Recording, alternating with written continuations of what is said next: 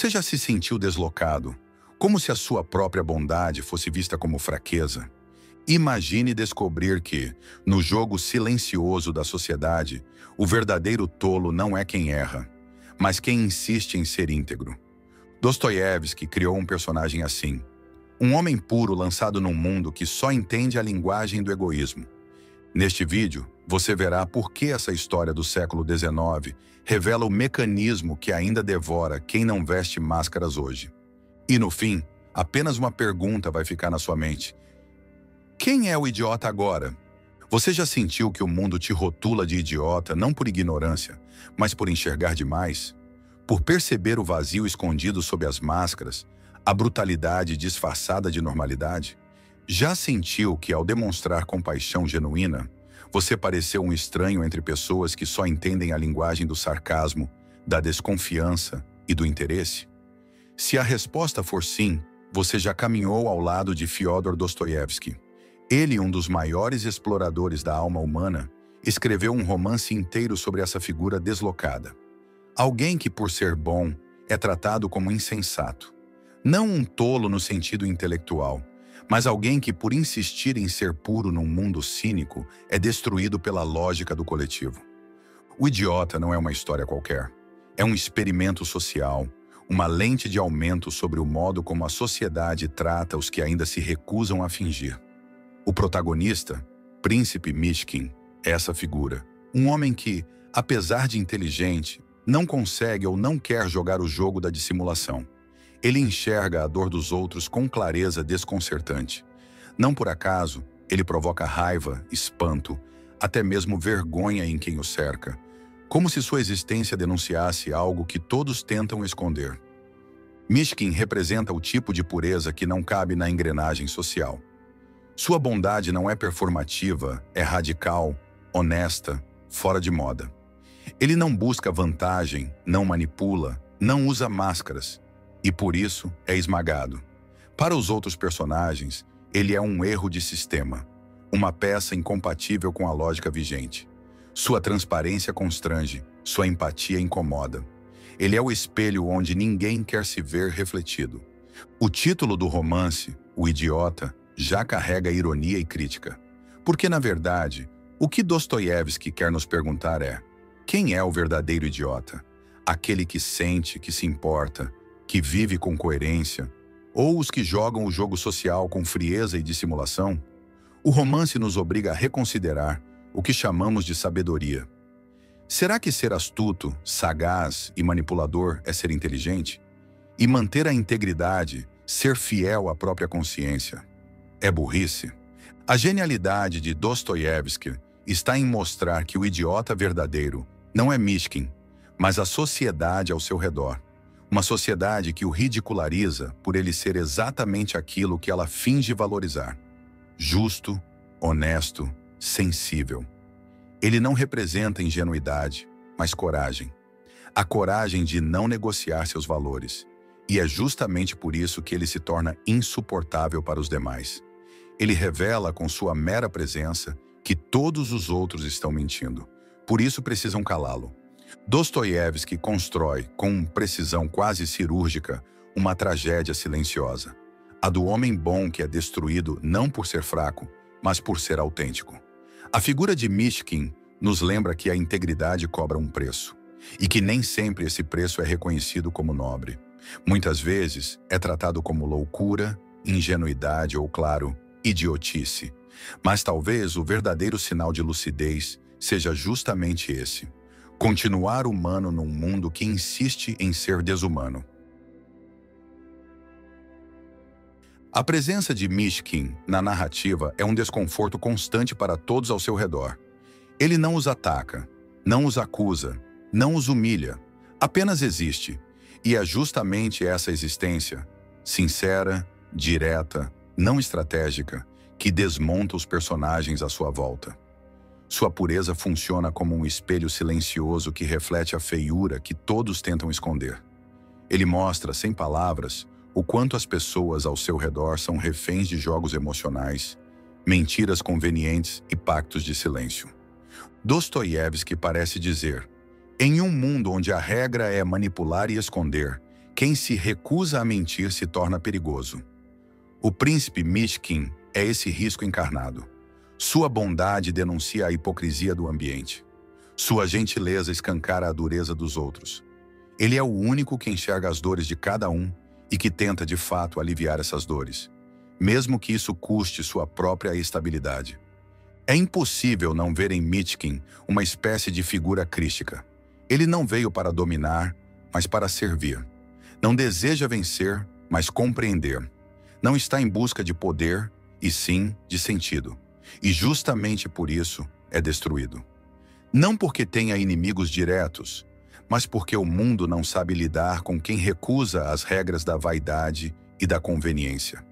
Ele não é derrotado por vilões maquiavélicos, mas por um ambiente que não aceita alguém que não quer competir. Se pensarmos bem, isso diz muito sobre nossa época. A figura de Mishkin nos força a perguntar: ainda há espaço para quem deseja apenas ser sincero? Para quem não quer vencer os outros, mas conviver com eles? Em uma sociedade marcada pela competição disfarçada de progresso, pela comparação constante e pelo narcisismo elevado, a virtude, há lugar para um ser humano como Mishkin? Ou ele será sempre visto como fraco, como tolo, como ultrapassado? A tragédia de Mishkin é a tragédia da sensibilidade em uma época que valoriza a dureza. Ele é ridicularizado por não saber fingir, por acreditar nas palavras, por se comover com o sofrimento alheio. Ele é punido por sentir, e isso nos atinge em cheio. Porque se formos honestos, sabemos que muitas vezes também preferimos rir do sensível do que admitir que perdemos essa sensibilidade. O maior inimigo de Mishkin não é uma pessoa, mas uma mentalidade. Um sistema de valores onde a emoção é sinal de fraqueza, a empatia é vista como ingenuidade e a bondade é considerada impraticável. E é isso que Dostoiévski denuncia com tanta força. Não se trata apenas de uma crítica a uma época ou a uma cultura, mas de uma crítica à alma humana, quando ela escolhe deliberadamente abandonar sua compaixão. Mishkin não é ingênuo, ele sabe o que está fazendo. Ele escolhe amar, mesmo quando sabe que isso o machucará. Ele escolhe confiar, mesmo tendo consciência de que será traído. Ele escolhe se importar, mesmo prevendo que será ignorado. E isso não é burrice, é heroísmo. Um heroísmo sem medalhas, sem aplausos, sem reconhecimento.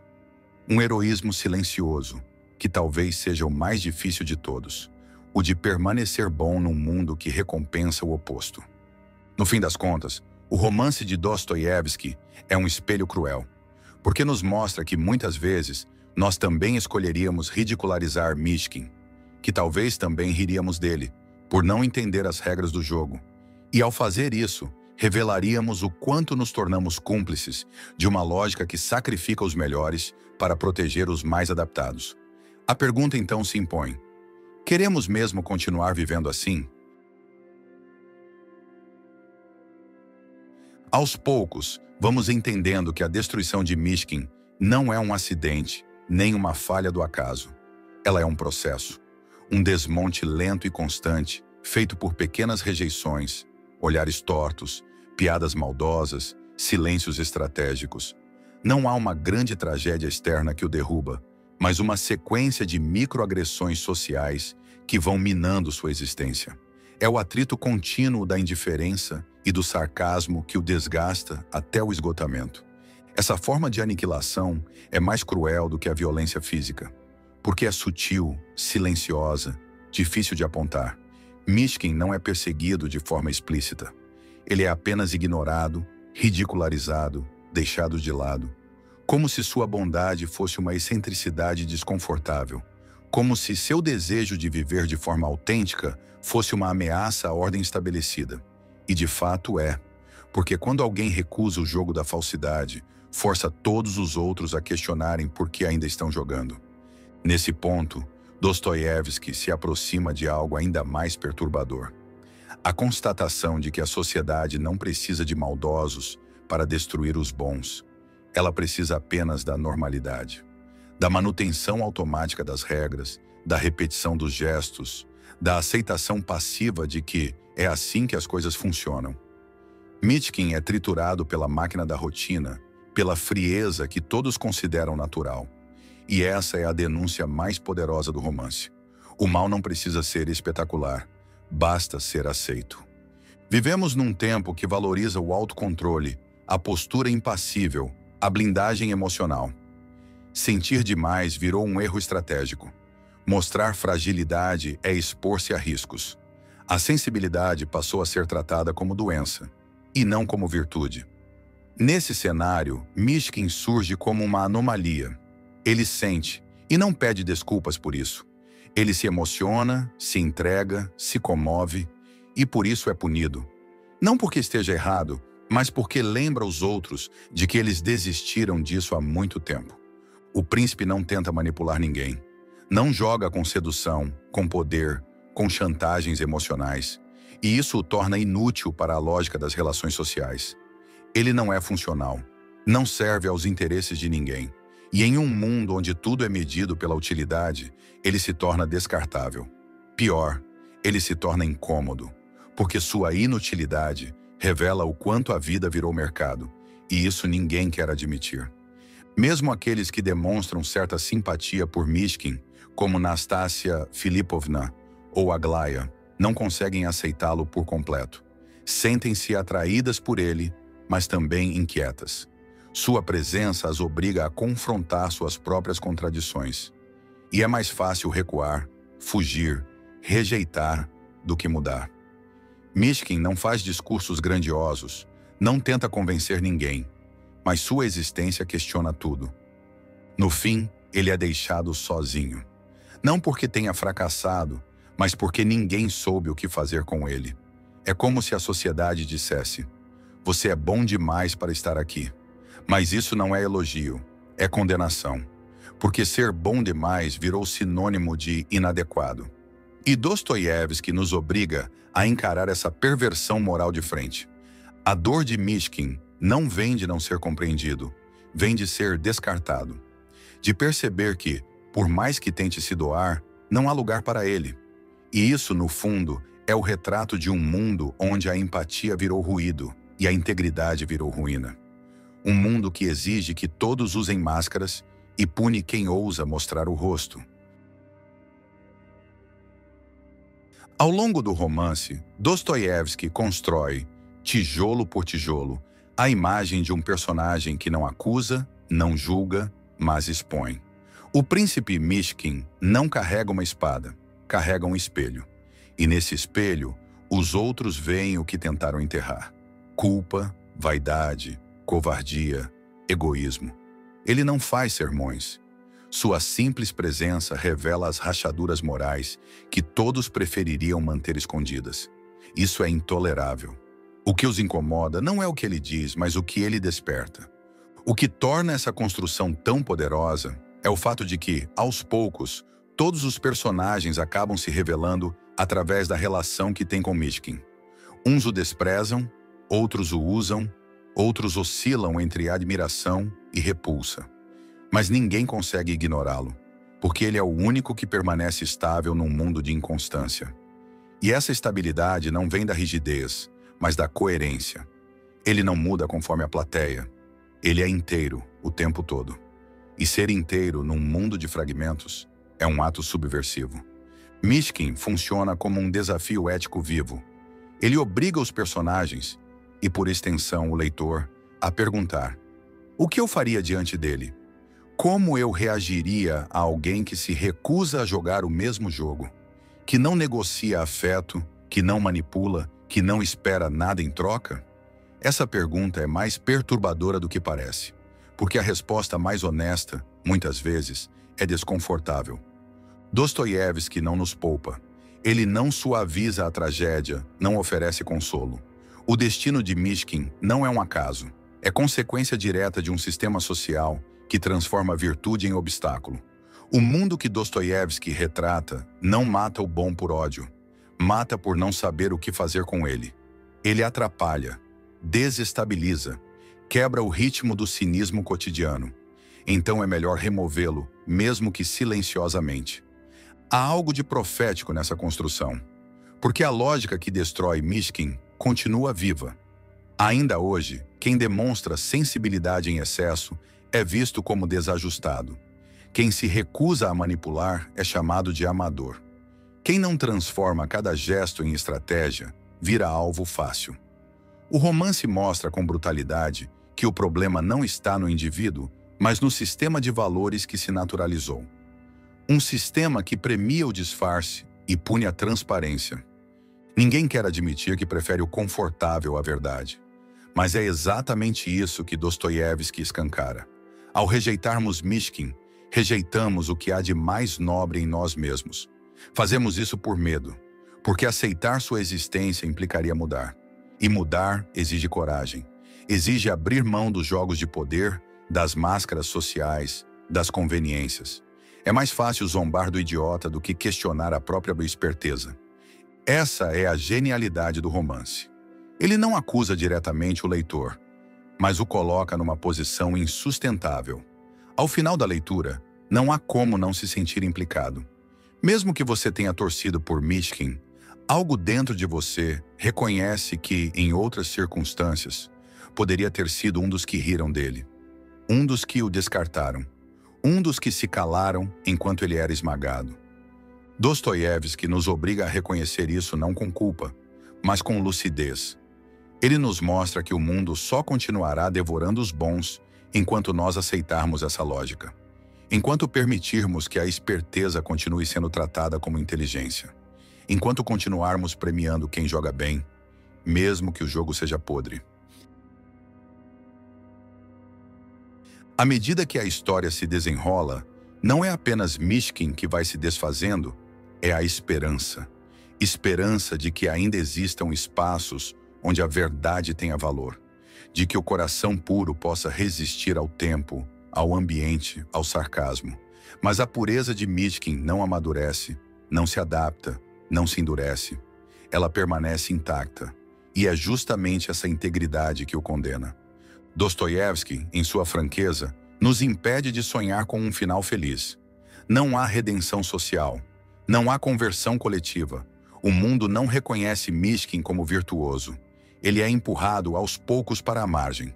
Vai se apagando silenciosamente, até desaparecer da trama como uma vela consumida.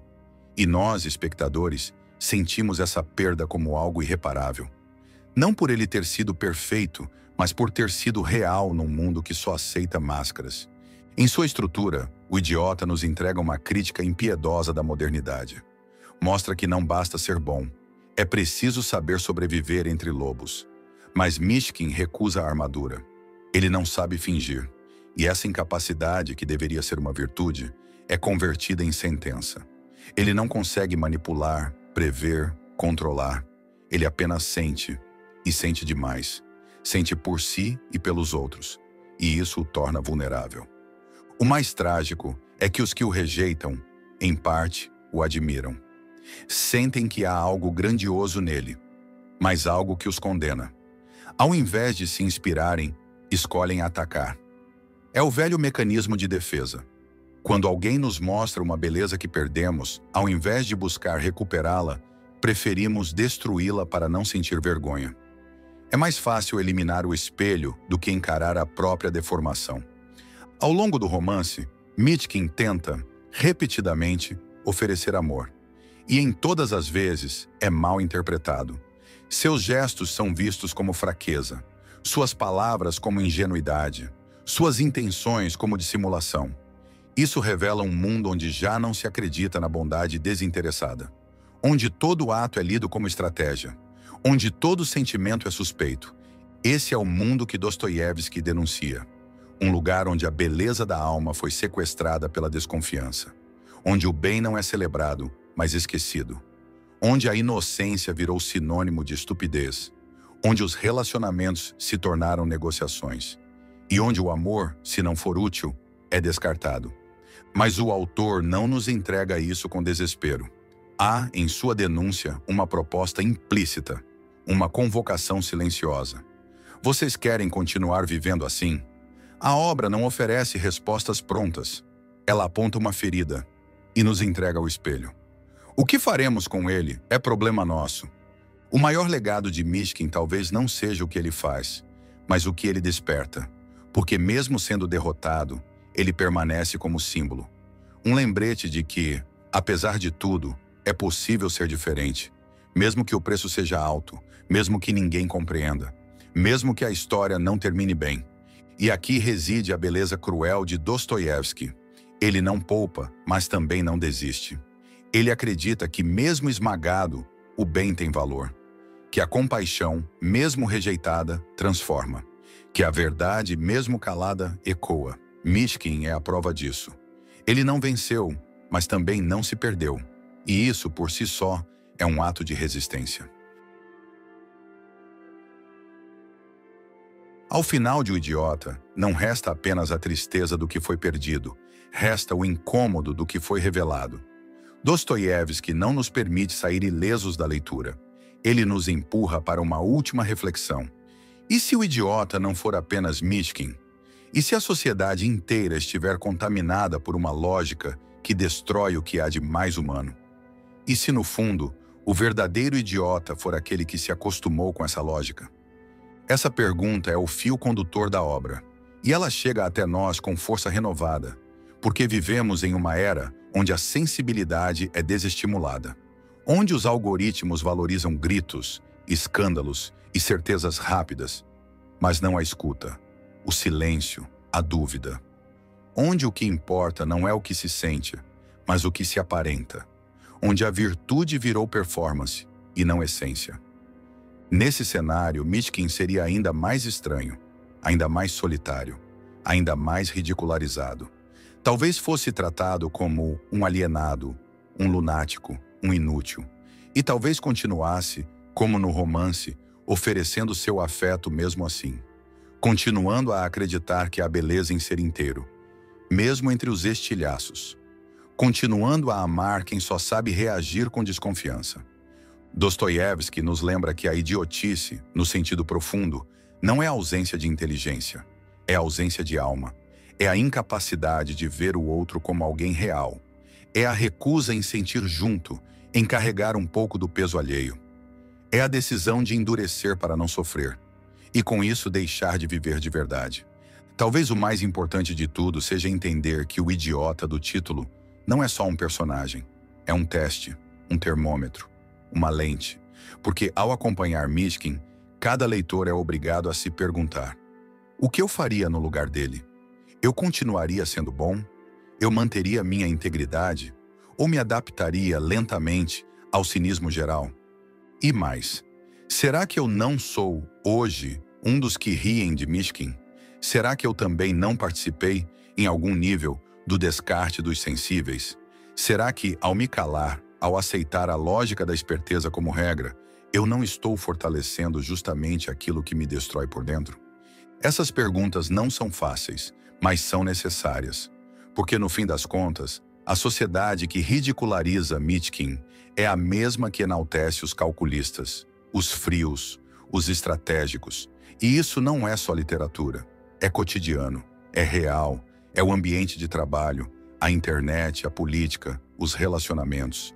É o mundo nos treinando, desde cedo, a esconder o que sentimos, a parecer fortes, a jamais nos mostrar vulneráveis. Mas Dostoiévski, com sua brutal honestidade, oferece uma saída. Não uma solução mágica, mas uma decisão ética. Você quer continuar sendo parte dessa engrenagem? Ou quer, como Mishkin, ser uma falha no sistema? Um erro necessário? Um lembrete vivo de que é possível viver de outro jeito? No fim, o idiota talvez seja o mais lúcido. Talvez seja aquele que, justamente por não se adaptar, revela o absurdo da adaptação. Talvez seja aquele que nos mostra que a sanidade está em perder e não em vencer. Que a vitória verdadeira é manter-se humano num mundo que chama de fraqueza tudo aquilo que é sagrado. E então, resta apenas a pergunta: você quer mesmo ser normal? Ou prefere ser idiota? Se essa mensagem te tocou, não guarda só para você. Compartilha esse vídeo com alguém que ainda insiste em ser inteiro num mundo quebrado. E se você é um desses, alguém que sente demais, que pensa demais, que ama apesar de tudo, se inscreve aqui. Porque esse canal é para quem cansou das máscaras e decidiu continuar humano.